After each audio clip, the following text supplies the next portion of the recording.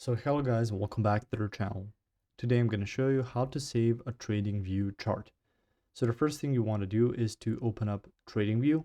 So it's going to look something like this. You can see the overview, the news, community, technicals, seasonals, components, your options, and you can expand your full chart right there. So once you've expanded your full chart, it's going to look something like this.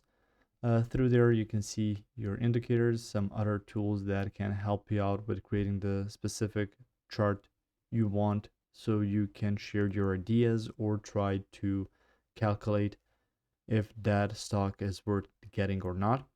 So from there, you can see your settings, your full screen mode, publishing, and so on. So you can even publish your idea within this chart so you can save it that way. You can also click on here for chart snapshot. So maybe something you've calculated, the chart you've set up to make a certain point about some stock.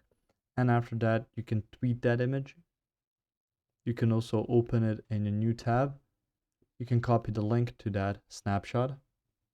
You can copy that image and you can download the image as well. So in order to save your chart, that would be the best way. Now, in order to get through with that, you can also use a snippet tool from PC or Windows and just encapsulate the entirety of the chart. But you can add stuff to it so it doesn't, so you can make your point a bit more directly. If you found this information helpful or useful, you can like the video. You can also share the video.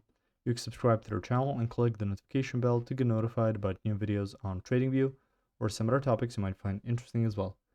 Thank you very much for watching this video, and as always, I'll see you guys in the next one. Goodbye.